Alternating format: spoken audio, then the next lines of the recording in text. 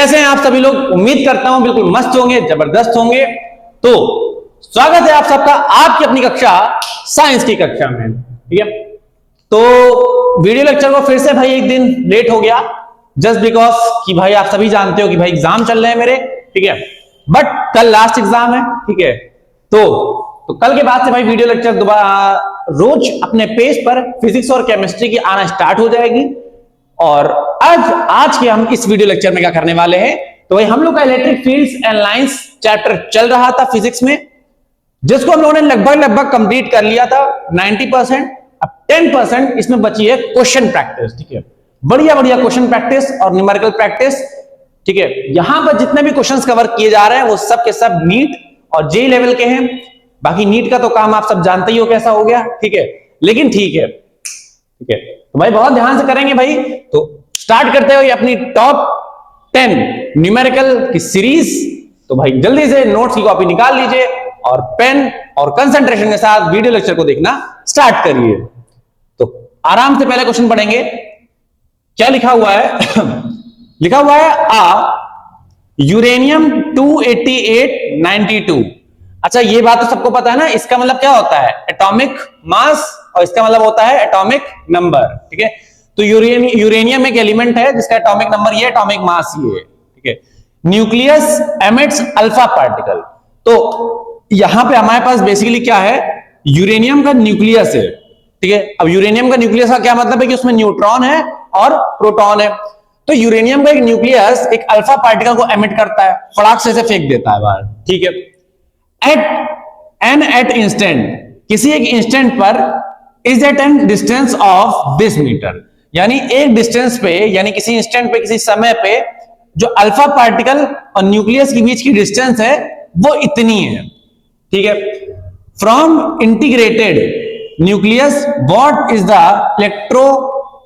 Electrostatic force on alpha particle. ठीक है, तो इंटीग्रेटेड न्यूक्लियस थे। इंटीग्रेटेड न्यूक्लियस का मतलब क्या होता है कि जो न्यूक्लियस टूटा, ठीक है, ब्रेक डाउन हुआ, तो उस न्यूक्लियस से इस अल्फा पार्टिकल पे इलेक्ट्रोस्टैटिक फोर्स क्या लग रहा होगा। ठीक है, तो देखो बहुत सिंपल सा है क्वेश्चन, थोड़ा कंफ्यूजिंग भी है, तो कोई दिक्कत की बात नहीं है।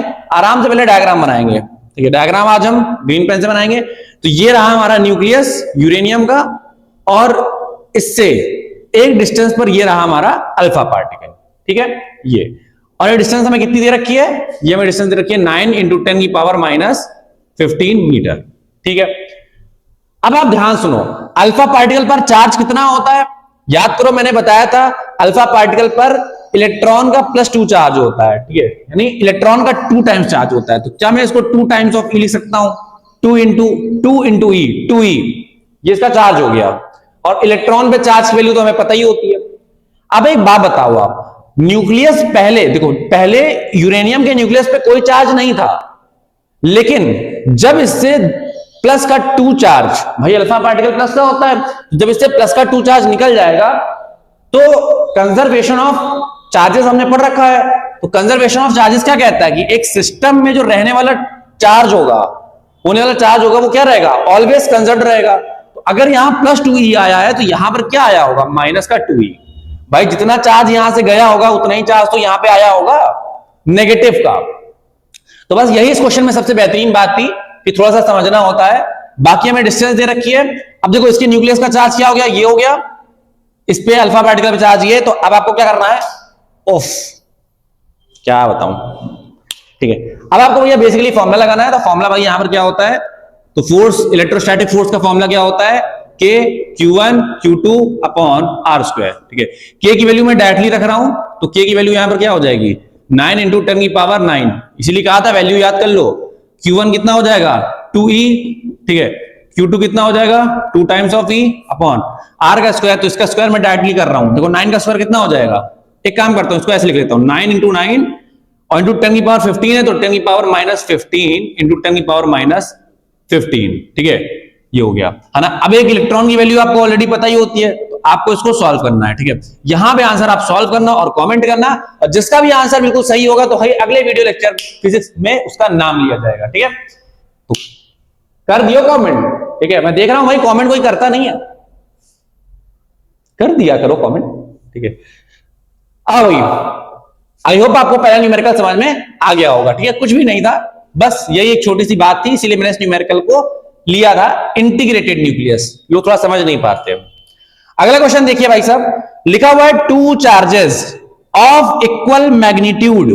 ठीक है, यानी दो चार्जेस है हमारे पास इक्वल मैग्नीट्यूड के, exerts a force of 2 Newton on each other. ठीक है, तो दो चार्जेस हमारे पास, आप दिमाग में सोचो, जैसे जैसे आप क्वेश्चन को पढ़ते जाया करो वैसे वैसे अपने दिमाग में इमेज को बनाते जाया करो। ठीक है, विजुअलाइज करते जाया करो। फिजिक्स बिना विजुअलाइजेशन के समझ में नहीं आने वाली, समझो।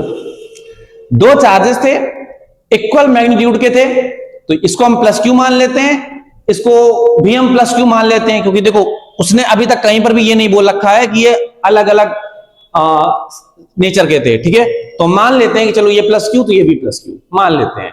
वो क्या कर रहे हैं, एक दूसरे पे फोर्स एक्सर्ट कर रहे हैं। ठीक है, अब ये देखो यहां भी ये भी नहीं बताया गया कि फोर्स अट्रैक्टिव है कि रिपल्सिव है।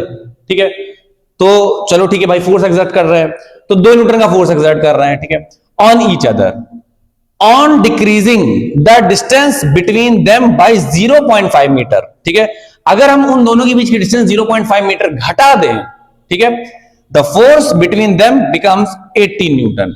तो जो फोर्स होता है वो उनके बीच में 18 न्यूटन का लगने लगता है। तो हमसे क्वेश्चन कह रहा है फाइंड इनिशियल डिस्टेंस। तो पहले हमें क्या निकालना है, उसकी इनिशियल डिस्टेंस निकालनी है। बहुत सिंपल सा क्वेश्चन है, देखो ध्यान से प्यारे बच्चों, बहुत ध्यान से देखेंगे। देखो पहले हम क्या करते हैं, हम लेट कर लेते हैं, let charges be plus q. अच्छा, इक्वल मैग्नीट्यूड के हैं, ध्यान रखना, तो प्लस क्यू मान लेता हूं, एंड इसको भी मैं मान लेता हूं प्लस क्यू। प्लस क्यू मान लो, माइनस क्यू मान लो, कोई दिक्कत नहीं है। ठीक है, लेकिन कुछ नहीं बोल रखा तो हम प्लस प्लस ही मान लेते हैं। ठीक है, आपकी इच्छा है, आप यहां माइनस माइनस भी ले सकते हो, लेकिन मेरा मानना है कि अगर कुछ ना दे रखा हो तो प्लस लो, अच्छा लगता है ना, पॉजिटिव रहो जिंदगी में यार। ठीक है, तो भैया और इनकी बीच की एंड जो डिस्टेंस है, जो डिस्टेंस है वो हम क्या मान लेते हैं, आर मान लेते हैं। तो अब इनके बीच में जो फोर्स लगेगा वो क्या लगेगा, के Q1 Q2 upon are square.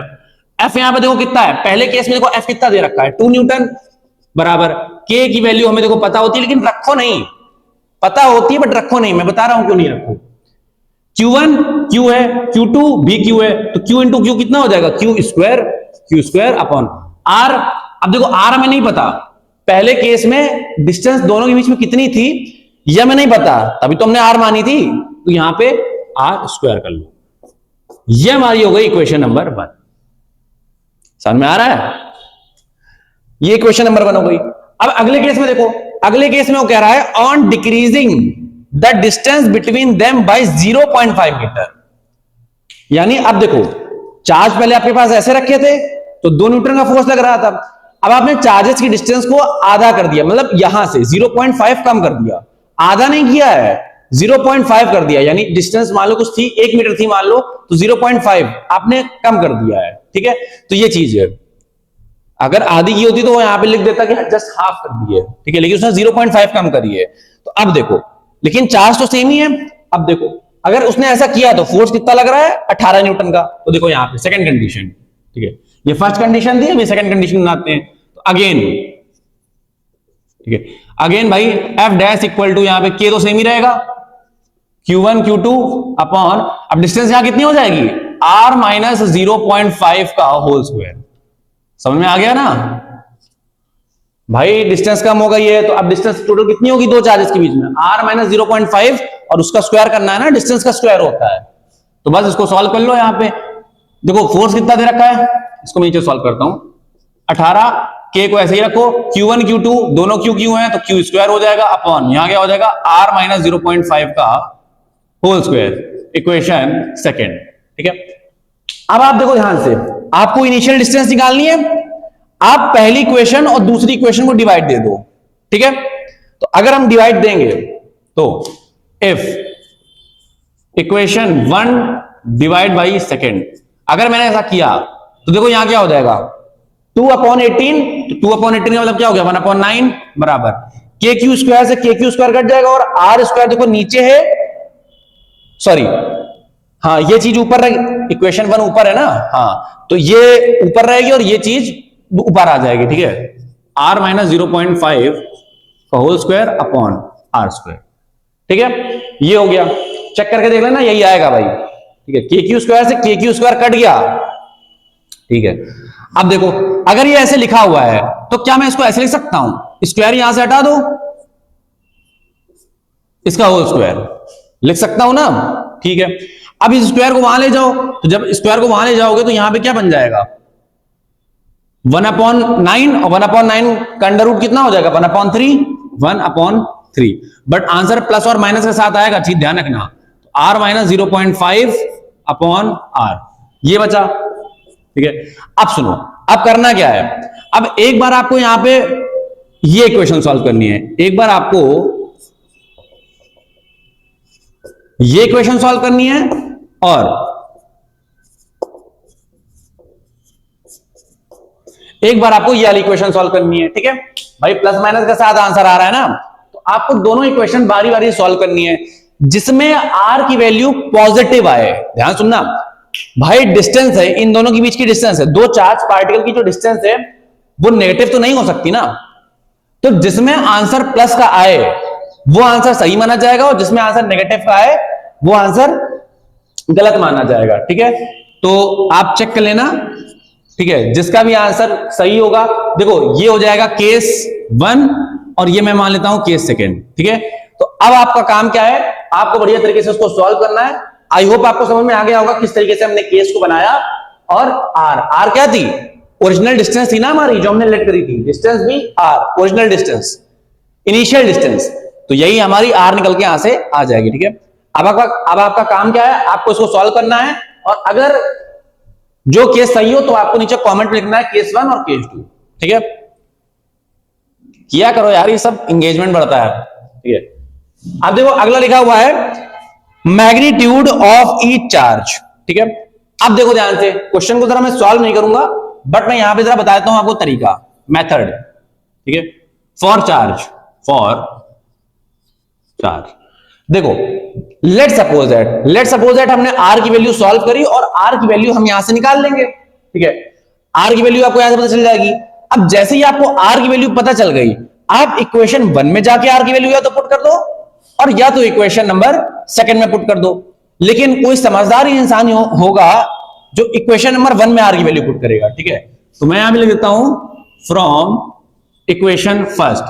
आपको देखो 2 बराबर कितना दे रखा है, k Q square upon are square, इसको उधर भेजो, के को नीचे भेजो, तो यहां हो जाएगा 2r स्क्वायर अपॉन के बराबर क्यू स्क्वायर।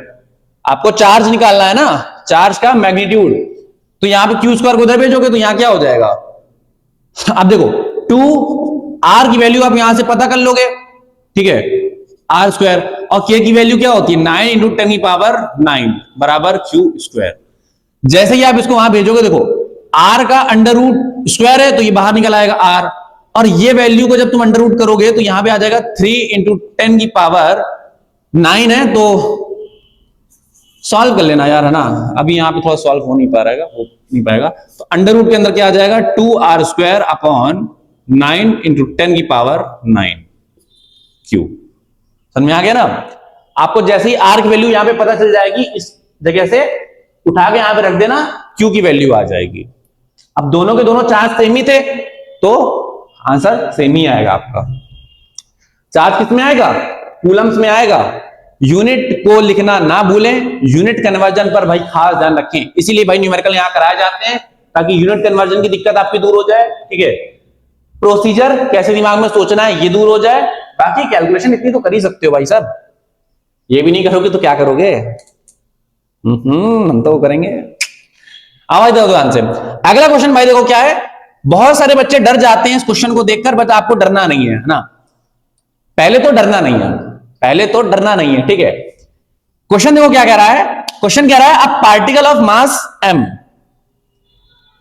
इससे करते हैं, लिखा हुआ है पार्टिकल ऑफ मास m, तो एक पार्टिकल है जिसका मास क्या है m है, एंड चार्ज माइनस q, और जो चार्ज है उसके पास वो क्या है माइनस q है, moves around charge plus q।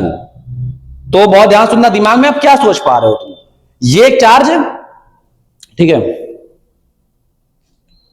ये एक चार्ज है प्लस क्यू का, और ये क्या है माइनस क्यू का एक चार्ज है, और इसका मास भी कुछ है। ये इसके अगल बगल एक सर्कुलर ऑर्बिट में ऐसे ऐसे करके घूम रहा है। ठीक है, इन अ सर्कुलर ऑर्बिट, ऑर्बिट लिख दिया है बट वहां पे ऑर्बिट होगा, ऑफ रेडियस आर। ठीक है, तो डायग्राम बना लेते हैं भाई फटाफट, गोला बढ़िया बन जाएगा। ठीक है, ये हमारे पास यहां पे बीच में क्या हो गया, प्लस क्यू चार्ज, और ये हमारे पास हो गया माइनस क्यू चार्ज। ठीक है, और यहां से क्या है, ये आर डिस्टेंस की रेडियस पे ऐसे जूम जूम जूम जूम करके घूम रहा है। हमसे कह रहा है शो दैट टी का मतलब क्या होता है, टी का मतलब होता है बेटा टाइम पीरियड, है ना, टाइम पीरियड। ठीक है, ऑफ चार्ज इज दिस। तो देखने में तो भैया बड़ा खतरनाक लग रहा है। अब देखो यहां पे Q1 और Q2 बोल दिया है, तो ये भाई हो जाएगा Q1 और ये Q2 होगा ना। बुक में जरा मैं एक बार देख लेता हूं, मैंने शायद सही से लिखा नहीं।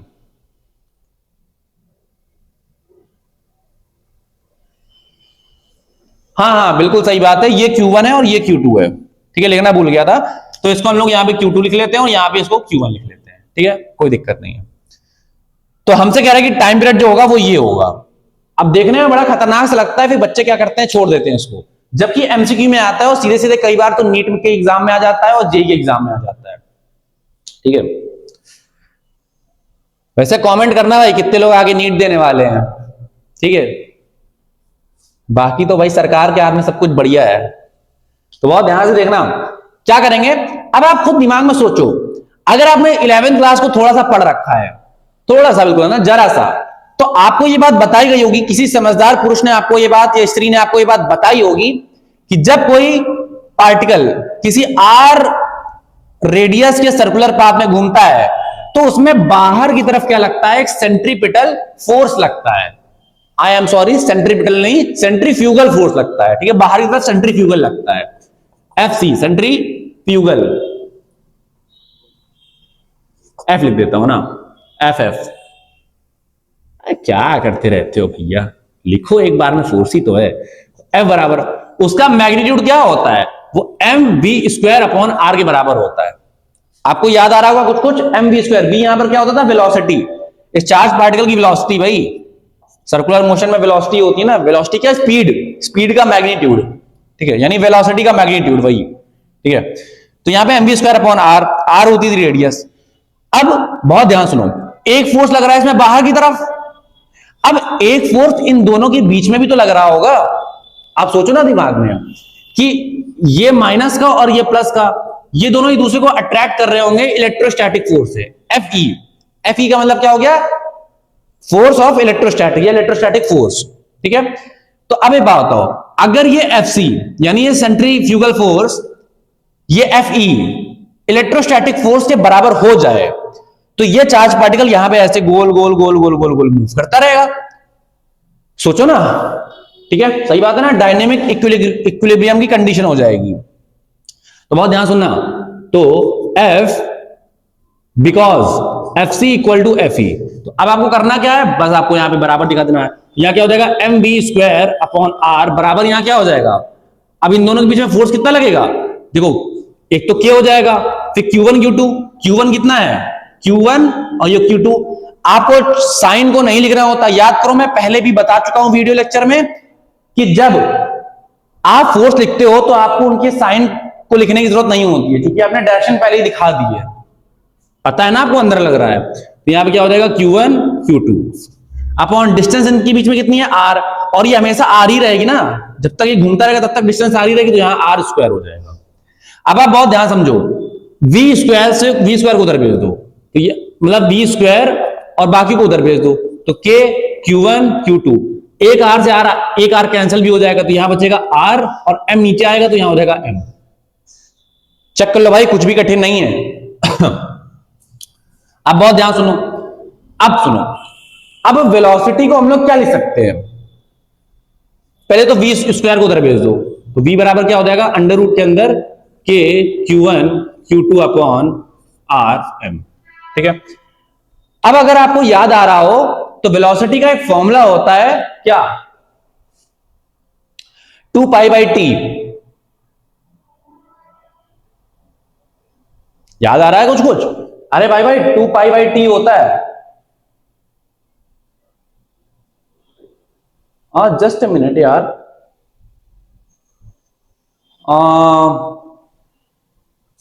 वेलोसिटी यहां पे ये हो गई, तो वेलोसिटी का फॉर्मूला क्या होता है? वेलोसिटी का बेसिकली फॉर्मूला क्या हो जाएगा? 2 पाई बाई टी हो जाएगा ना। हाँ, आपने क्लास 11 में पढ़ रखा होगा ना, सर्कुलर मोशन नाम का एक चैप्टर आता है। तो सर्कुलर मोशन में क्या होता है? जो एंगुलर वेलोसिटी होती है, ठीक है, वो क्या हो जाती है?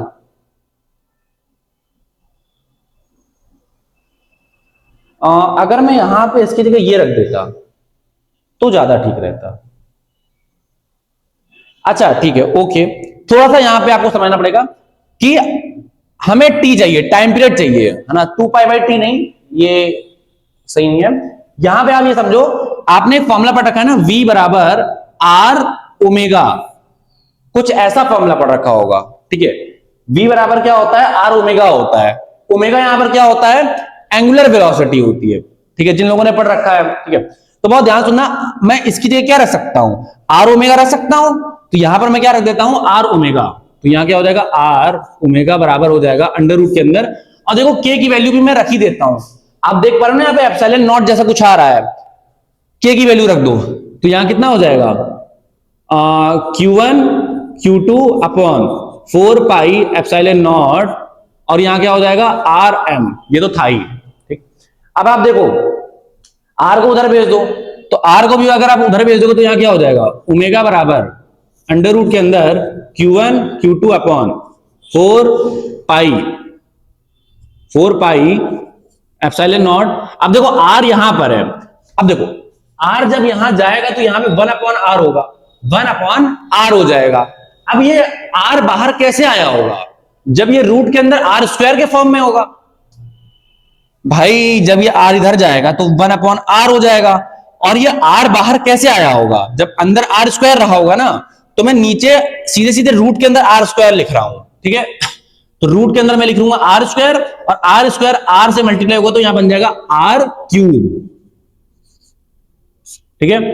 बस बहुत ध्यान समझते जाओ। तो देखो यहां पे ये चीज हो गई। अब समझना थोड़ा सा कि मुझे लगता है कि अभी भी कुछ गलती हो रही है ना।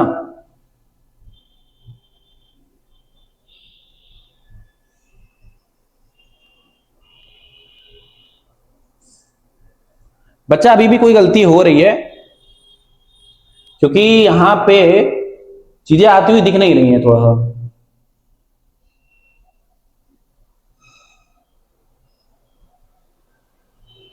टू पाई बाई, अच्छा नहीं नहीं नहीं, हाँ ठीक हो गया भाई, ठीक है, हो गया, थोड़ा सा कंफ्यूजन हो गया था। तो भाई बहुत ध्यान सुनना, अब इस पाई को, सॉरी, यहां तक आपको समझ में आ गया। अब इस ओमेगा को मैं क्या लिख सकता हूं? अब इस ओमेगा को देखो, थोड़ी जगह बच्चा कम पड़ गई है, लेकिन आप समझोगे तो आपको समझ में आ जाएगा, ठीक है। ओमेगा को मैं क्या लिख सकता हूं?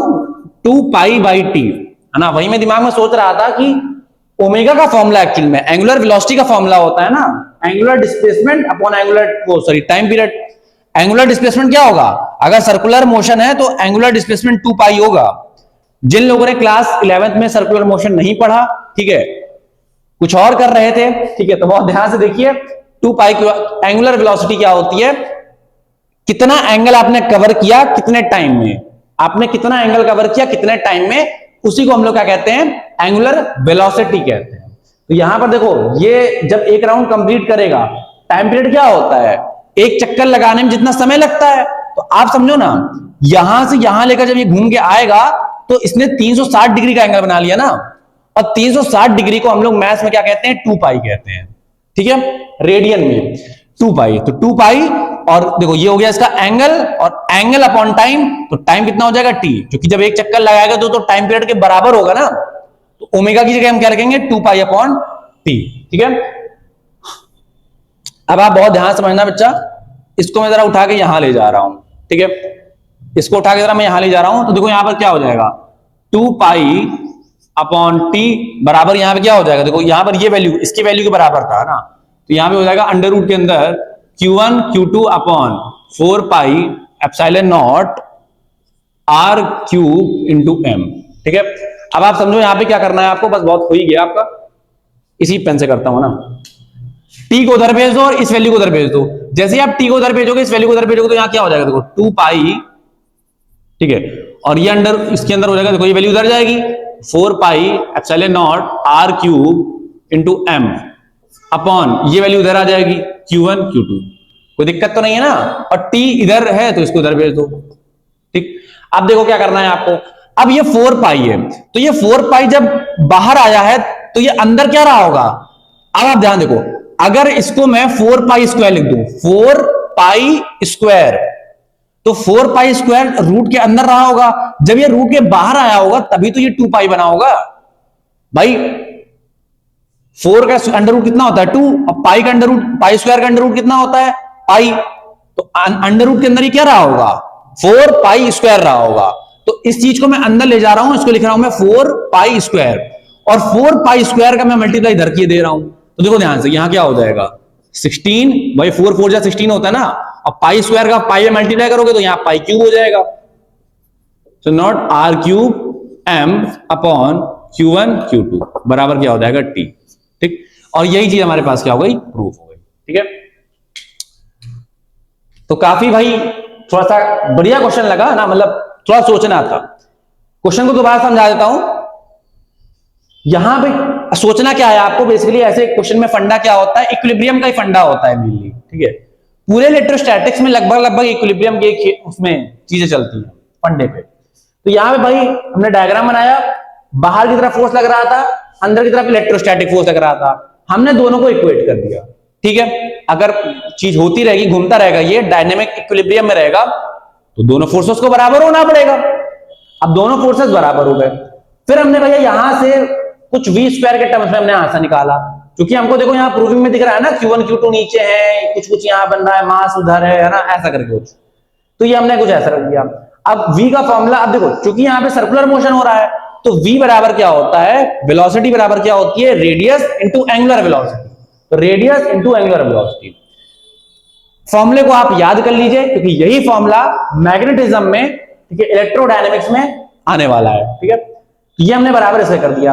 अब हमने r को भी उधर भेज दिया, जैसे ही हमने r को उधर भेजा तो यहाँ पे 1/r हो जाएगा, और 1/r रूट से बाहर कैसे आया होगा, जब वो रूट के अंदर r स्क्वायर रहा होगा, तो यहां हमने r स्क्वायर और r का मल्टीप्लाई कर दिया तो r क्यूब बन गया। ठीक है, और ओमेगा ऐसे रखा। अब ओमेगा होता है क्या, 2 pi upon T, angle cover upon time, angle upon time. ठीक है, तो यहां पे एंगल बन रहा था 2 पाई का, और एक चक्कर के लिए टी टाइम पीरियड के बराबर हो जाएगा, बस यही टाइम पीरियड है। ठीक है, अब आपने इसको ये इसके बराबर हो जाएगा, इसको उठा के आप यहां ले गए, आपने टाइम पीरियड को इधर किया, इसको इधर का सीटा, थोड़ा कैलकुलेशन किया, और यहां पर आपका बहुत प्यारा सा आंसर आ गया।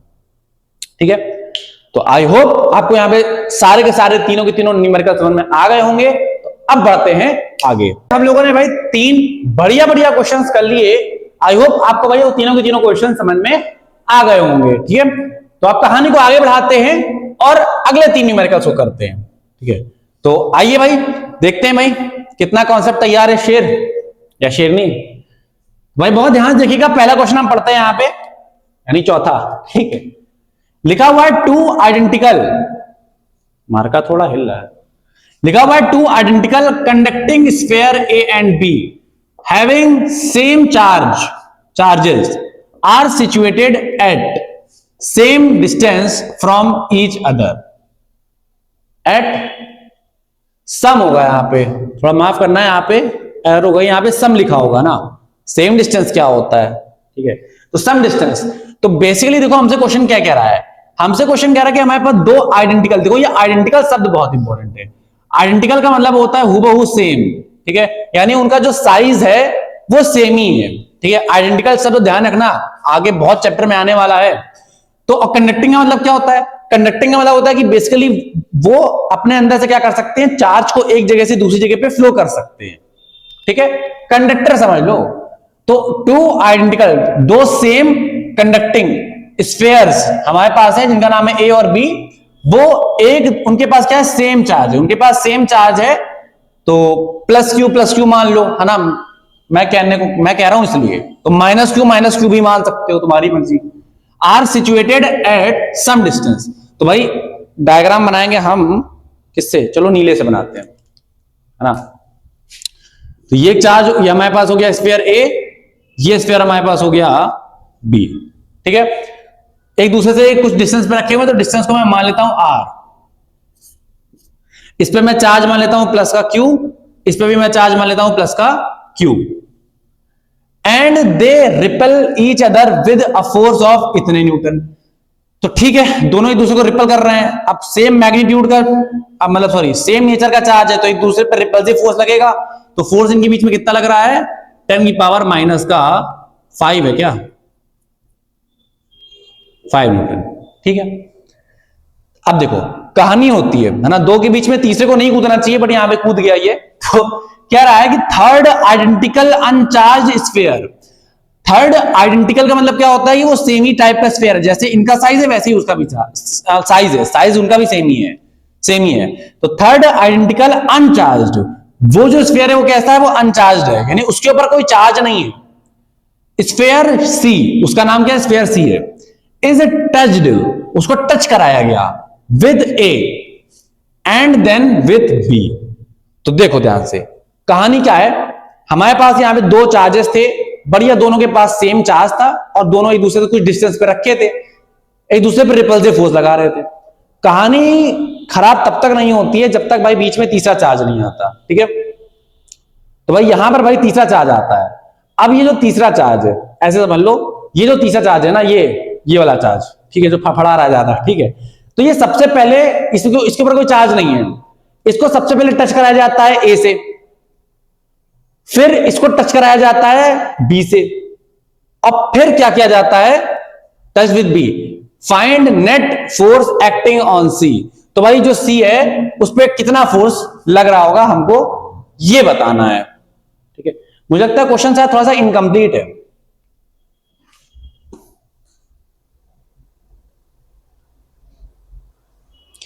इस पे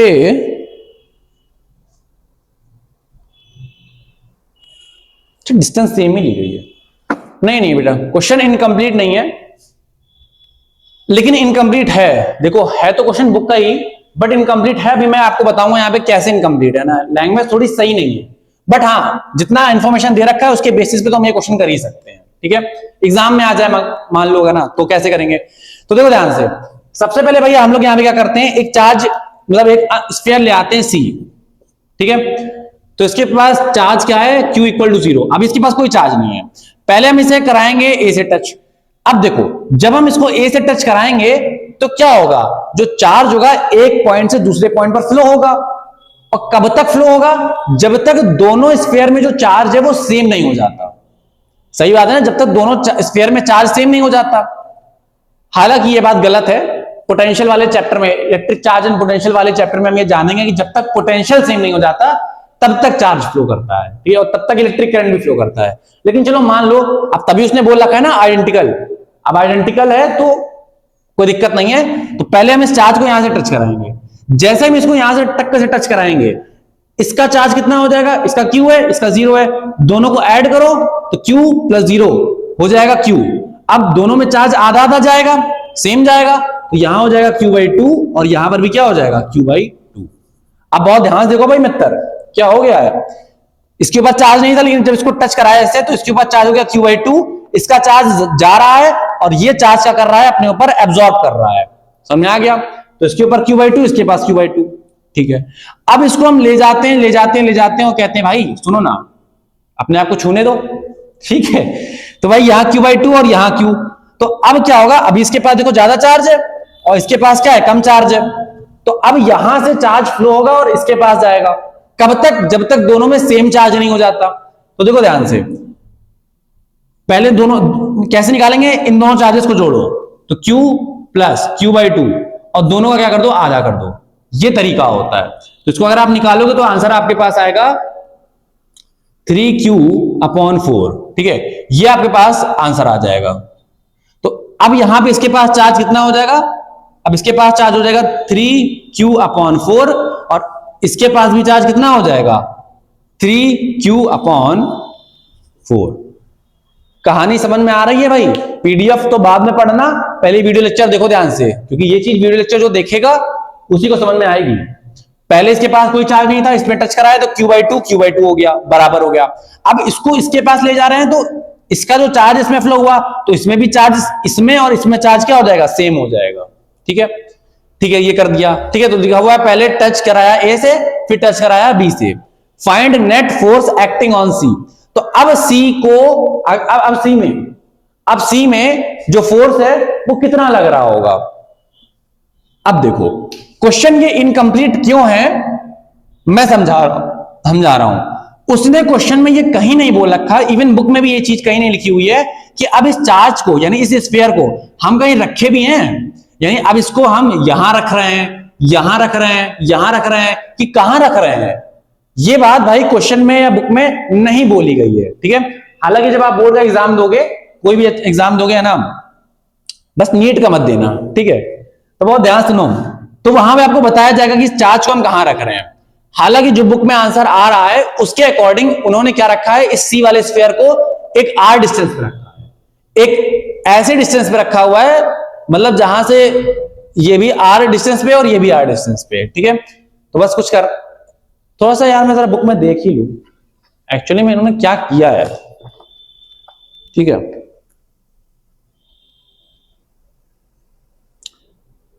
अच्छा अच्छा अच्छा,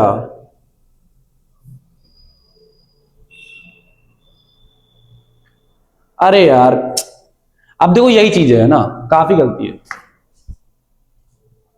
इन्होंने बोला नहीं है क्वेश्चन में, बुक की लैंग्वेज में भी नहीं लिखा हुआ है, बट इन्होंने अपने आप इस चार्ज को बीच में रख दिया, बिल्कुल मिडिल में रख दिया है, इस स्फीयर को उठा के मिडिल में रख दिया है, और हमसे पूछ रहे हैं कि भाई चार्ज बताओ कि उस पर कितना चार्ज फोर्स लगेगा, नेट फोर्स बताओ। तो ठीक है भाई, अब बोला नहीं गया है बट एग्जाम में आएगा तो आपके पास क्वेश्चन बोला जाएगा आपको। ठीक है, तो उसको हमने उठाया और यहां पर रख दिया। ठीक है, ये चार्ज हो गया, ये हमारे पास हो गया क्या, थर्ड स्फीयर। अब इसके पास चार्ज कितना है, 3Q/4। कितना चार्ज है इसके पास, 3Q/4 कूलम का। अब यहां से लेकर यहां तक की डिस्टेंस कितनी हो जाएगी, R/2, और यहां से लेकर यहां तक की डिस्टेंस क्या हो जाएगी, R/2। समझ में आ गया आपको? अब आपको देखो सी पे क्या निकालना है, टोटल नेट फोर्स निकालना है, तो कैसे करोगे? अब ये बात बताओ, ये भी प्लस का है ना, इसको इरेज करो यहां से, ये भी प्लस का और ये सी वाला स्फीयर भी प्लस का, इसके पास भी चार्ज तो प्लस ही का आया है ना, तो ये दोनों एक दूसरे को रिपल करेंगे, तो सी पे फोर्स किधर लगेगा, इधर। सही बात है ना, रिपल कर रहे हैं दूसरे को भाई, तो इधर लगेगा। तो लेट्स सपोज दैट मान लेते हैं इसको फोर्स F1। अब ये बी वाला क्या करेगा, अब ये बी वाला और सी वाला ये भी दूसरे को रिपल करेंगे क्योंकि दोनों पे सेम चार्ज है। बहुत ध्यान समझना, यही इस टाइप के क्वेश्चन में यही सबसे अच्छी चीज है, एनालिसिस करना पड़ता है भाई, हवा में आंसर नहीं आएगा। तो ये फोर्स लगाएगा इसके ऊपर इधर F2। ठीक है, तो अब हमारे पास सी में भाई दो तरफ से फोर्स लग रहा है, एक लगा रहा है ये इधर की तरफ, एक ये लगा रहा है इधर की तरफ, जब हमने छुअन छुआई करा ली। ठीक है, अब आप समझो कि भाई इस पे जो टोटल जो F नेट होगा वो कैसे निकलेगा, F2 - F1 वेक्टर से। सही बात है ना, तो बस अब आपको क्या रखनी है, यहां पे वैल्यू रखनी है बस। तो देखो चेक कर लेते हैं, F2 कितना होगा, देखो K Q1 इसको मान लेते हैं, Q2 इसको मान लेते हैं। ठीक है, यानी दोनों के पास जो चार्ज है उसका मल्टीप्लाई करना है। तो देखो 3Q/4 और 3Q/4, तो यहां क्या हो जाएगा, 3Q/4 का होल स्क्वायर अपॉन डिस्टेंस कितनी है दोनों के बीच में, R/2 लेनी है, R/2 का स्क्वायर हो जाएगा, Q1 Q2 अपॉन R²। कोई दिक्कत तो नहीं है ना, माइनस यहां क्या हो जाएगा, अब इन दोनों के बीच में देखो K सेम ही रहेगा, Q1 Q2 Q/2 है, यहां पे 3Q/4 है, तो मल्टीप्लाई करके देखना Q1 Q2 का क्या हो जाएगा, चलो लिख देता हूं ना, Q/2 डिस्टेंस हो जाएगी R/2 का होल स्क्वायर। ठीक है, अब देखो ध्यान से, बहुत ध्यान से, ये हो जाएगा F नेट। अब आप इसको सॉल्व करना, ठीक है। अब देखो मैं इसको सॉल्व नहीं कर रहा हूं, प्रोसीजर आपको यहां पे समझ में आ चुका है। ठीक है, अगर आप वीडियो लेक्चर को यहां तक देख रहे हो, पहुंचे हो, तो आप शूरवीर ही हो। ठीक है, मान के चलो कि भाई आपका सिलेक्शन कहीं पे भी कंफर्म है, काफी गर्मी में भाई वीडियो लेक्चर बना रहा हूं मैं, ठीक है। तो आप तो भाई बढ़िया कमरे में बैठ के वीडियो देख रहे होगे, ठीक है। तो यहां पे भाई आंसर कमेंट करना। चार्ज की वैल्यू हमें क्वेश्चन में नहीं दी गई है,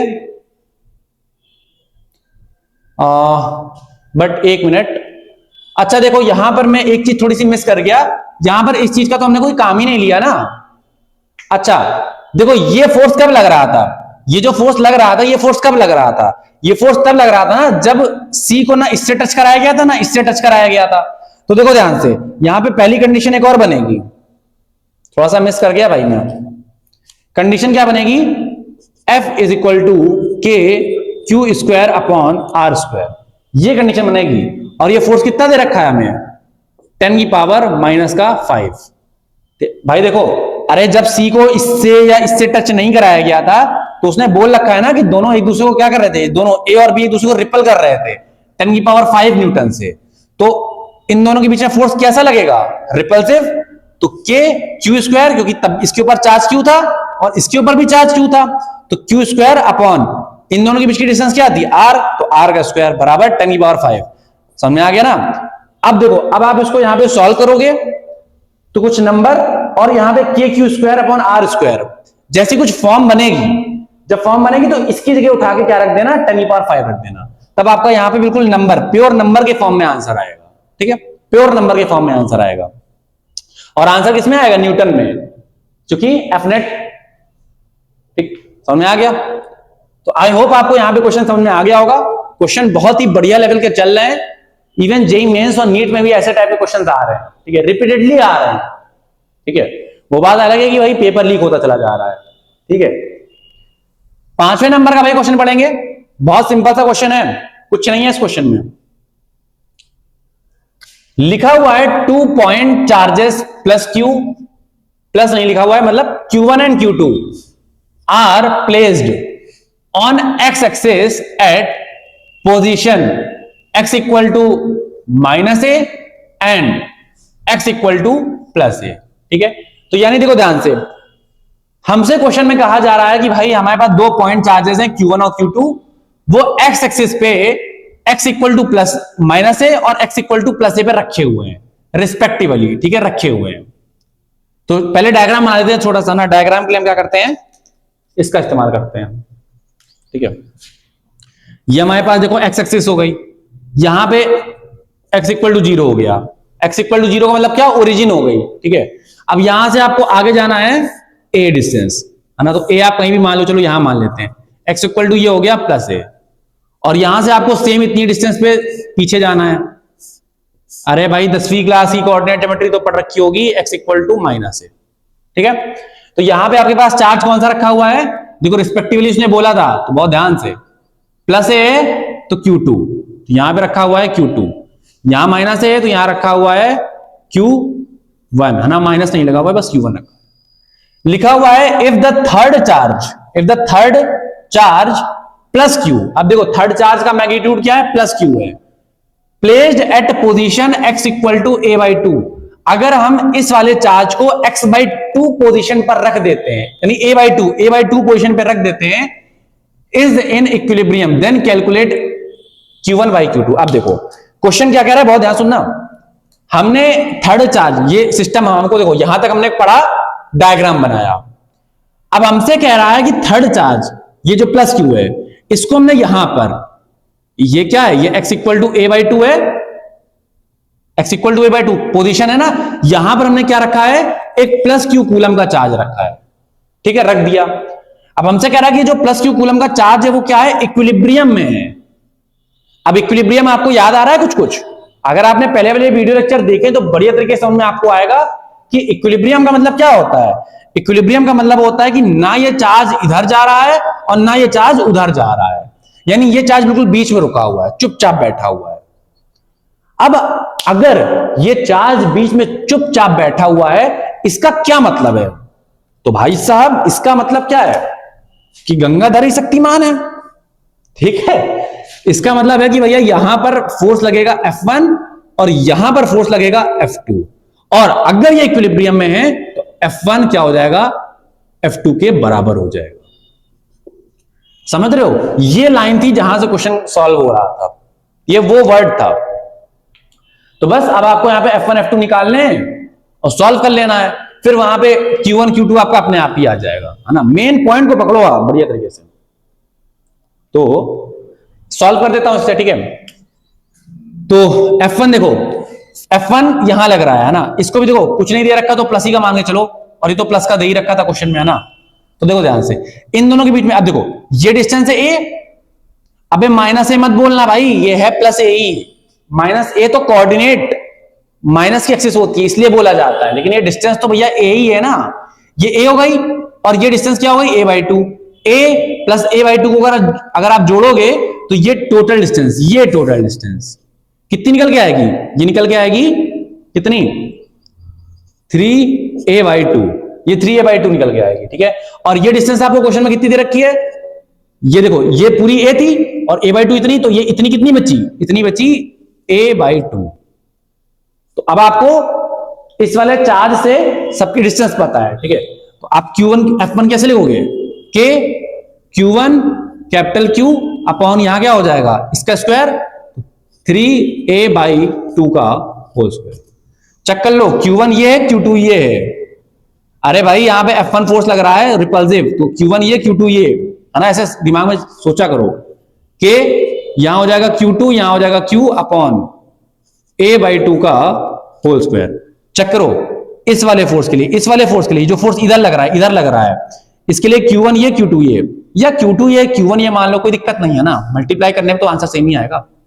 अब देखो K से K कट जाएगा, Q से Q कट जाएगा, इसको आप सॉल्व करना, ठीक है, इधर उधर भेजना। देखो Q1 ये Q2 को इधर ले आओ, Q1 ये Q2 को इधर ले आए, ये चीज उधर चली जाएगी तो यहां हो जाएगा कितना, 9a² अपॉन 4, और ये क्या हो जाएगा, ये a था ना, तो ये हो जाएगा, अच्छा ये a है, अच्छे से बनाओ जरा भाई, है ना, a² अपॉन 4 हो जाएगा, ठीक है। जैसे ही आप इसको सॉल्व करोगे तो सॉल्व करने पे यहाँ पे a से a² कटेगा, 4 से 4 कटेगा, आंसर आएगा 9, ठीक है। तो यहां पर आपका Q1 अपॉन Q2 कितना आ रहा है, 9 आ रहा है, या फिर आप इसको 9/1 बोल सकते हो, या फिर आप इसको बोल सकते हो 9:1, ठीक है, ये भी बोल सकते हो। इसका क्या मतलब है, इसका मतलब है कि भैया जितना चार्ज Q2 पे होगा, देखो Q2 क्या है, 1 है, और Q1 कितना है, 9 है। इसका मतलब कि जितना चार्ज यहां पर Q2 के पास होगा उसका 9 गुना जो चार्ज होगा वो Q1 के पास होगा। समझ में आ गया आपको, बढ़िया तरीके से आपको यहां पे ये वाला क्वेश्चन समझ में आ गया होगा। ये मैं क्वेश्चन आपको बता देता हूं, जेईई मेंस में कई बार रिपीट हो चुका है, बोर्ड में एज इट इज रिपीट हुआ है एमसीक्यू के फॉर्मेट में, जहां पर Q1 अपॉन Q2 का रेशियो पूछ लेते हैं, ठीक है। तो बढ़िया बस करते जाओ, ठीक है। क्वेश्चन नंबर देखो 6 क्या कह रहा है हमसे, कह रहा है consider 3 charges Q1 Q2 Q3 each equal to plus Q, each equal to Q।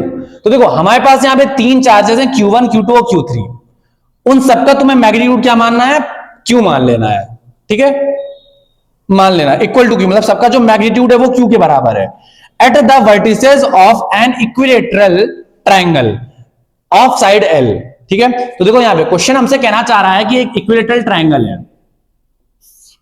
ना, इक्विलेटरल ट्रायंगल है, तो इक्विलेटरल ट्रायंगल पे यहां पर देखो भैया Q1 चार्ज रखा है, यहां पर भैया Q2 चार्ज रखा हुआ है, और यहां पर भैया Q3 चार्ज रखा हुआ है, ठीक है। अब भैया इनकी जो डिस्टेंस है वो क्या है भैया, L है, ये डिस्टेंस देखो, है ना, डिस्टेंस क्या हो गई, L हो गई, ये डिस्टेंस क्या है, L है, ठीक है। अब हमसे कह रहा है कि what is the force on charge Q with the same sign as Q, मतलब ये जो Q है इस पर कितना फोर्स लगेगा। अब ये इस Q का साइन क्या है, ये सेम Q की बराबर है,